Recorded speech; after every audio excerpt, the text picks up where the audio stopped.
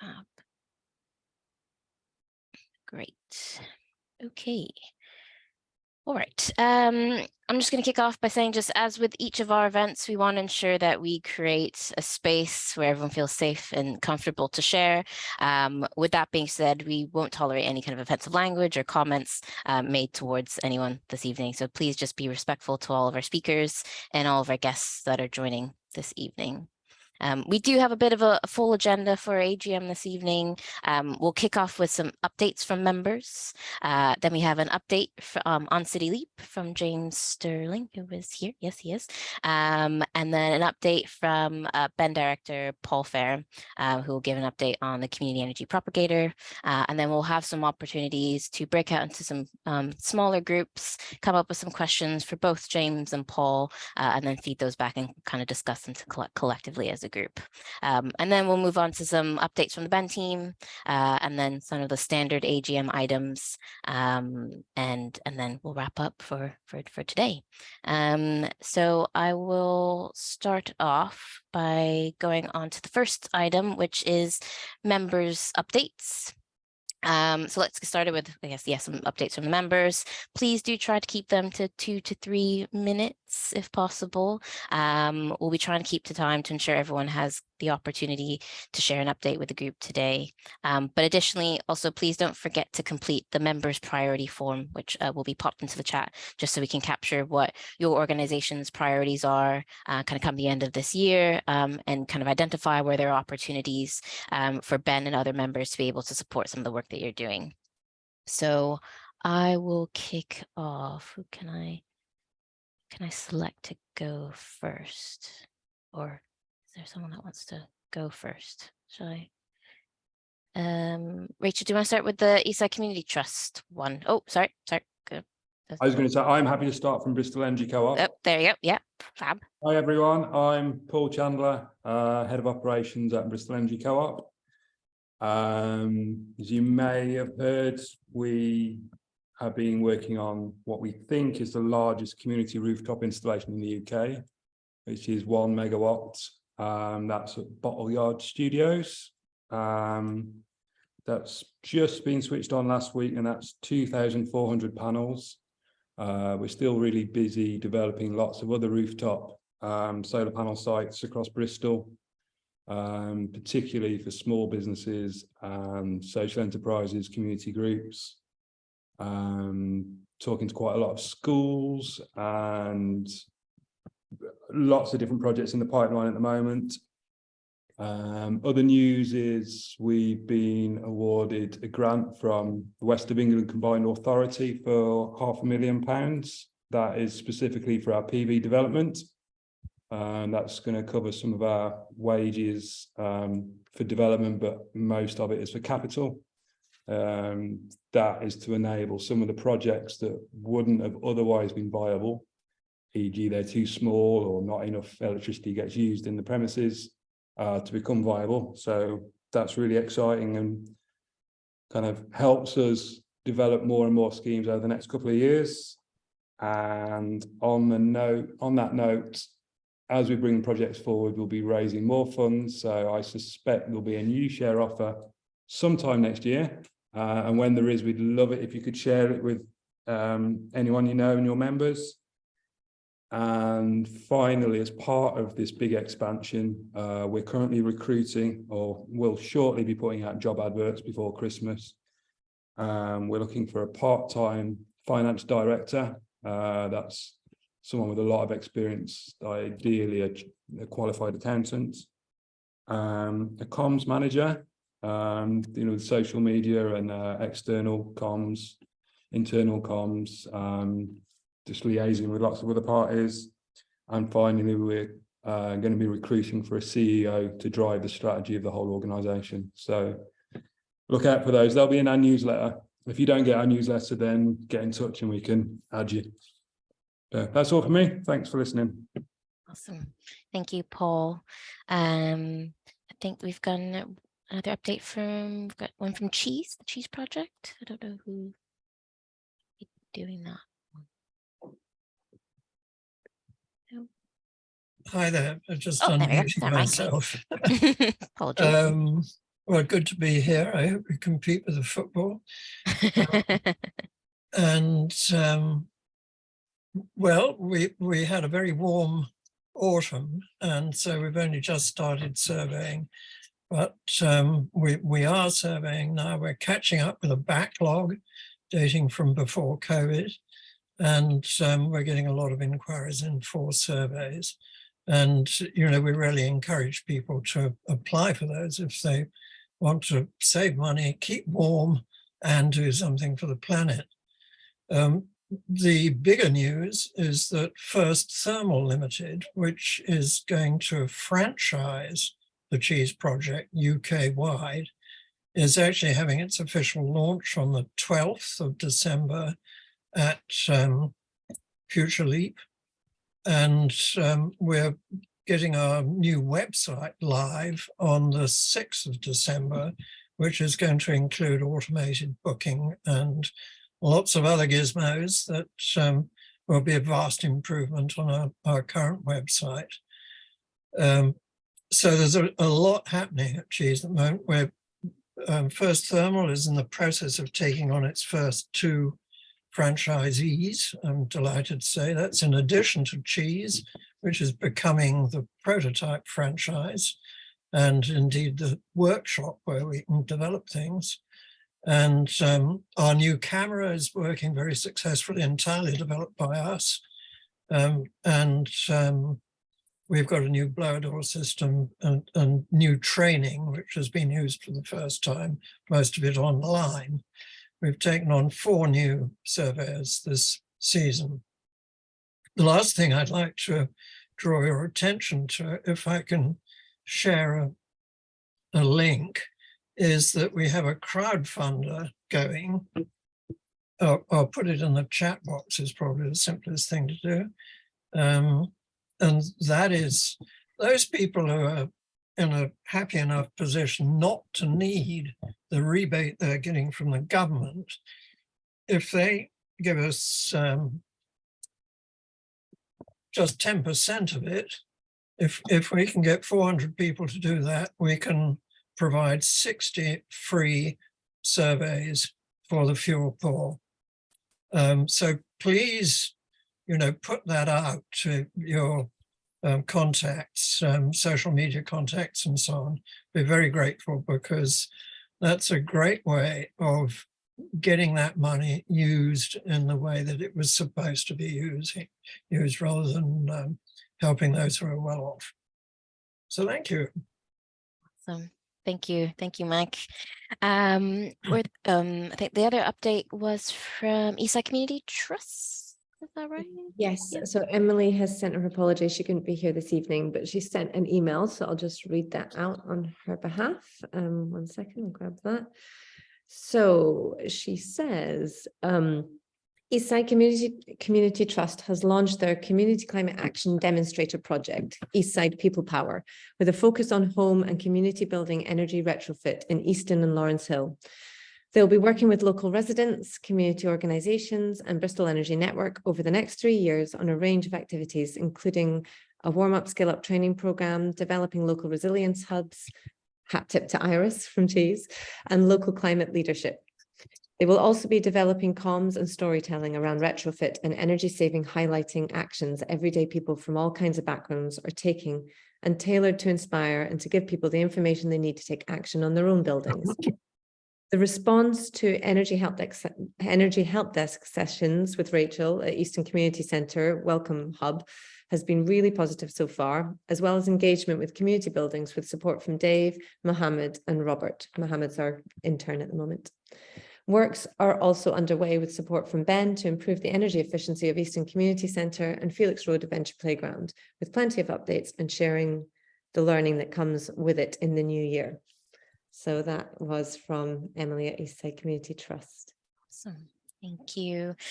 Were there any other updates that anyone wanted to share?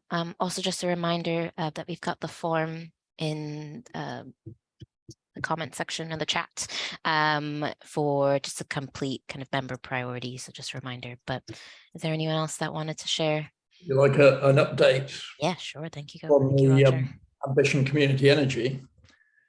It's really just to say that the ground preparation for our wind turbine is well advanced and on time.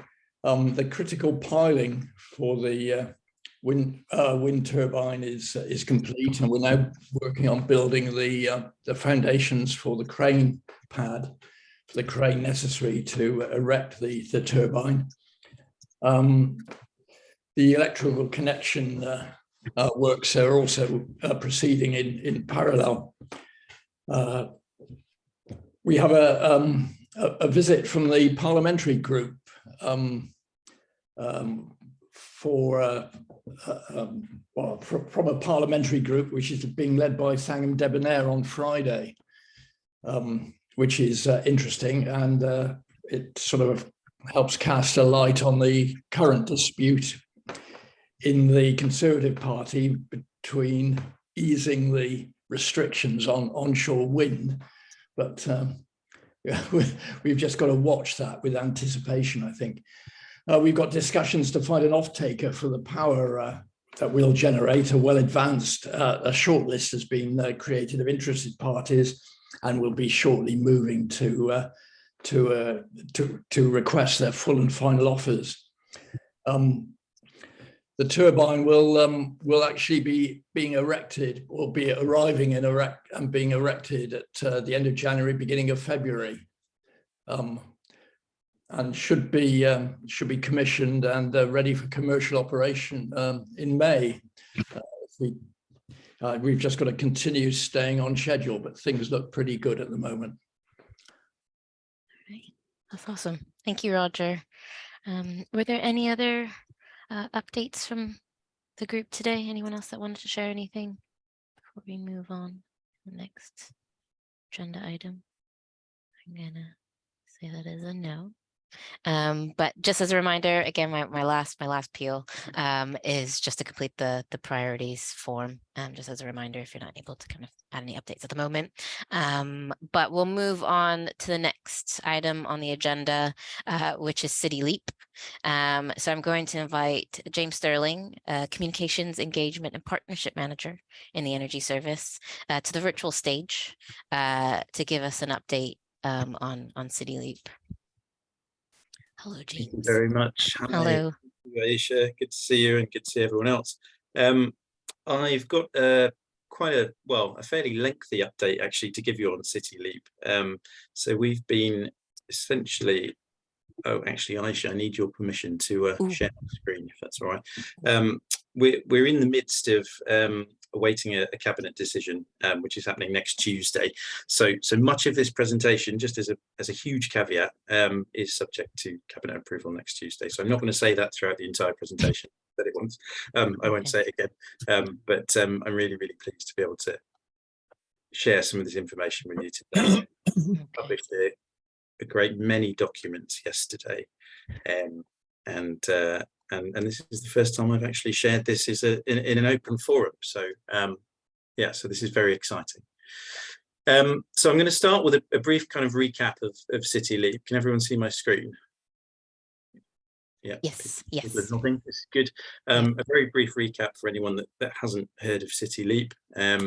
So I think I don't need to kind of preach to the converted within this room, but essentially, you know, Bristol is a leading energy city. I think it's fair to say. As a city, we've reduced our carbon emissions a great amount since 2005, so 42% thus far. As a council, so the council as an organisation and its operations has reduced our own emissions by 80%, and we have a target to achieve net zero by 2025. We were the first council and indeed city to declare a climate emergency back in 2018, and since then we've set a carbon neutrality target for the whole of the city for 2030. Now our kind of decarbonisation targets are fully embedded within the council's corporate strategy, but also the kind of one city climate strategy, and it's supported by, you know, our administration and members across the chamber. And Bristol City Leap essentially is a new approach that we're taking towards decarbonisation. It fully supports the council and national government's decarbonisation targets. And we hope, certainly with lots of conversations that have happened thus far and lots of activity going on elsewhere across the UK, that it will create a really scalable, replicable model that other cities and regions can follow. So City Leap, as I say, is a new approach for us. It's been called a world first, which is high praise indeed. It's essentially a new way of public sector organisations working in partnership with the private sector. For Bristol, it will deliver up to £1 billion worth of low carbon energy infrastructure over the next 20 years. Has a focus on a range of different projects, from renewables to decarbonised heat, lots of energy efficiency, of course, and a bit of transport too. And it really builds on the work that the council's been doing and the investment that the council's been making in the decarbonisation space. And it looks to really leverage that knowledge and that expertise that's been built up within the city over the years, and kind of use that to best effect to really rapidly kind of increase the scale and pace of decarbonisation in the way that we need to fully address the climate emergency. So through City Leap, what we've done as an organisation is essentially procured a strategic partner, so a long-term partner that will work with the council for the next 20 years in partnership. So, and that partner is Ameresco Limited. I think Julian from Ameresco is in the room. I think I spotted his name earlier. Good to see you, Julian. And Ameresco is essentially the council's pre-procured partner. So Ameresco and Bristol City Leap have a first right of refusal to deliver and fund all of the low carbon energy projects that the council will do on its own estate, but also kind of social housing and wider projects to enable broader city decarbonisation. How it will work is essentially a joint venture. So the council is a 50% shareholder in Bristol City Leap. Ameresco owns the other 50%, so this is equal partnership. And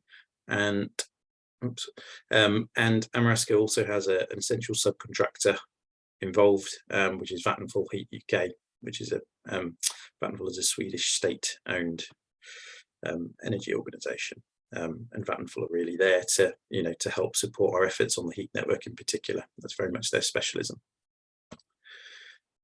So as part of the procurement, obviously we had a number of bidders involved. I'm just going to recap briefly over what was within Ameresco's winning bid, what led to their success. So winning bid commitments were to deliver a minimum capital investment of 424 million by 2027 and up to £1 billion over the 20-year partnership, as I say, to make the council's own operations carbon neutral by 2025, to decarbonise the council's social housing by 2030 in line with our targets. That's an EPC of C or better. And to substantially expand the council's heat network and make the existing heat network carbon neutral by 2030. And also obviously having a material impact on reduction overall across the city. Now, as with any council procurement, social value was a massive part of the procurement. And what we have in terms of commitments and what we will deliver if successful at Cabinet next week through City Leap is in terms of social value is, I'm just going to pick out a few things because there's lots here, lots to talk about, and happy to pick up questions on any specific points later on. But so we're committed to 100% of the people working on City Leap to be paid the real living wage. So that's not only the people that work actually within the joint venture company, but also anyone that's working on a City Leap project across the entire supply chain. We have committed to 61.5 million of social value, which is measured by the independent social value portal, the TOMS, and that includes 50 million of expenditure within the local supply chain, to create and launch a community energy development fund. So that's 1.5 million over the first 5 years, which will support energy projects in the community to come to fruition and actually get delivered, which is fantastic. 500,000 of R&D funding, which we'll be putting in through sort of essentially to kind of shape and grow innovation in sort of developing low carbon technologies, a community benefit fund, so 2.8 over the lifetime of the partnership, a crowdfunding platform, lots and lots of kind of KPIs that we've set around EDI to increase inclusivity within kind of energy, but also to enable City Leap to be a force for sort of equality, fairness, and inclusivity across the city, and a lot around job creation as well. I'm going to come on to that on the following slide. So a huge part of City Leap and the opportunity around it is around kind of skills and employment. So, with that mass investment and that mass delivery of energy projects, we see it as a huge opportunity to really grow sort of the supply chain and in the green economy. So we're committed to sort of 1,000 jobs over the first 5 years. 410 of those 1,000 jobs will be within the city of Bristol, so that's BS 1 to 16 postcodes essentially. We'll work with higher education and further education colleges, as well as partners like Building Bristol, YTKO, Business West, and Bristol Works, and many, many more. The beauty of City Leap and the longevity of the partnership is that it allows for us to have a much longer term view in terms of projects, but also in terms of funding. So we're not going from kind of our usual scenario where it's predominantly grant funded. We're kind of chasing after a particular funding pot with a delivery window in mind, having to really kind of actively engage the supply chain and encourage them to get involved. What we're able to do with City Leap is to take a much longer term view, to look into the next 5 years, the next 10 years, and what that will look like in terms of delivery, and to give confidence to the supply chain that there will be a pipeline of work coming up, so that they're able to upskill, recruit, and do all the things that organisations need to do in order to deliver on this scale. We've also got a school and college outreach programme planned, which includes kind of recruitment fairs and the like, and really sort of starts to work at grassroots level with young people, and start to get them on the right path for their career. So we published a number of documents for Cabinet next week yesterday. One of those was an initial business plan. So this looks at the next 5 years of City Leap and what City Leap will deliver. It's a really exciting document. I would urge you to read it, and I'm sure you will with great interest over the coming days. So the initial business plan looks at the next 5 years. It's really important to say this is a rolling business plan.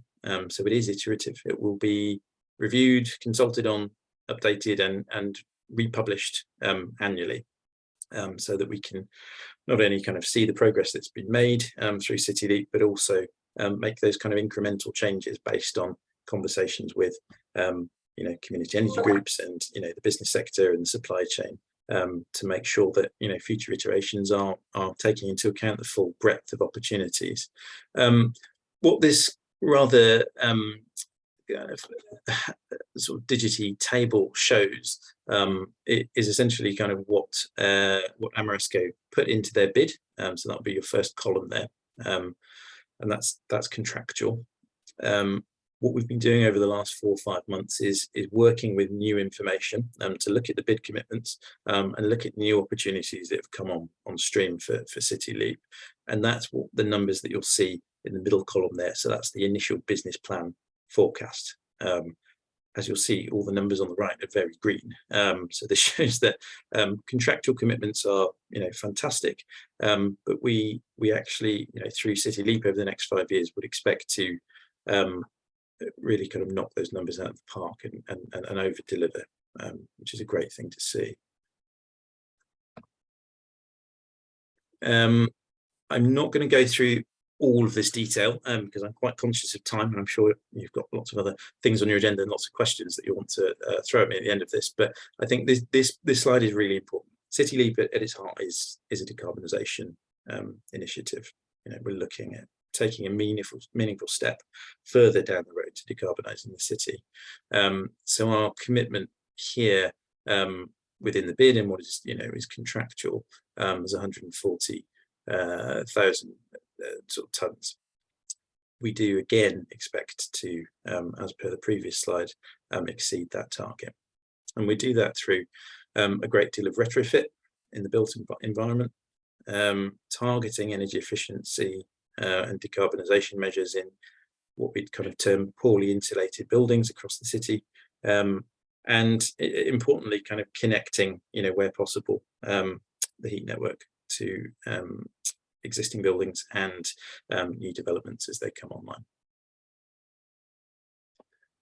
In terms of investment, as I said before, we anticipate the level of investment to exceed the contractual commitments by a fair bit, as you'll see there.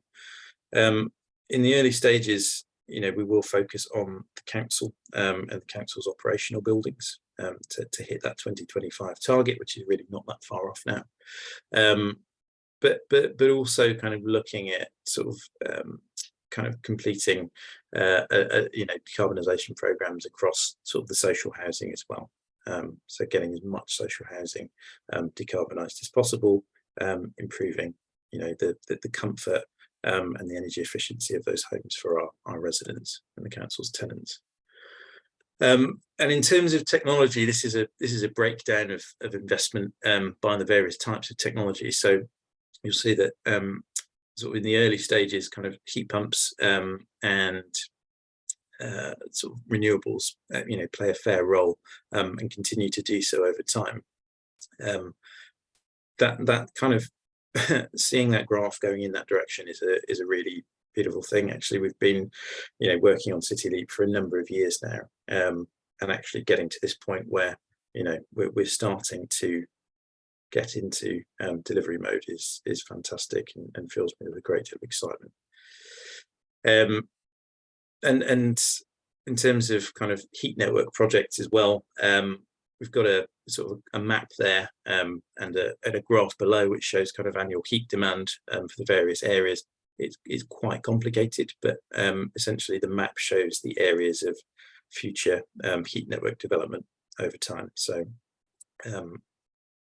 you'll see that, the kind of colours on the graph below, albeit quite complex, correspond to the coloured outlines of areas within the city or the city centre.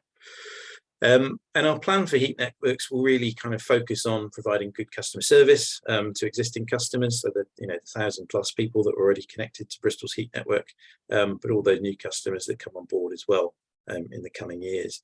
Decarbonising the existing heat network, so taking off sort of carbon emitting assets and replacing them with renewables, and establishing and growing sort of networks elsewhere across the city. As well as making sure that heat networks contribute to the broader City Leap objectives like social value, that job creation and the ability to engage and involve communities. And I think we're almost there. So wouldn't be one of my presentations without a slide with Dave Tudgy on it. So in terms of community energy, we've been very, very actively engaged throughout the life cycle of City Leap. That will continue. So we've been having lots of really fruitful conversations with Bristol Energy Network colleagues, with the Community Energy Propagator, Bristol Green Capital Partnership, to really kind of shape the kind of community energy output for City Leap and much of the social value as well, and make sure that it's as good as it can be, not just something that we've designed and are implementing for the city, but actually something that is a collaborative effort, which I think is really, really important, particularly around community energy and social value. In terms of community funding, as I said, there will be a great deal of community funding available throughout City Leap, which is fantastic. And I think the ability to support kind of grassroots projects through feasibility, innovation, and eventually delivery is something that we see as a real cornerstone for City Leap. We don't think we can decarbonise the city without it.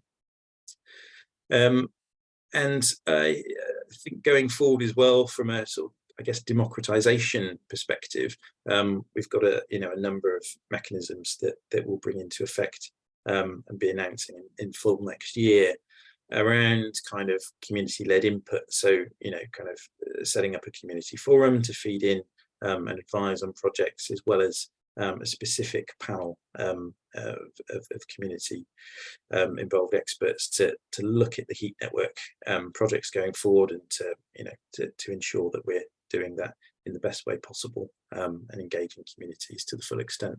As I say, a crowdfunding platform is something that we will launch. That will be something that we utilise within City Leap, but also a platform that we want to make available to community energy organisations, and indeed any community organisation to use if they should want to.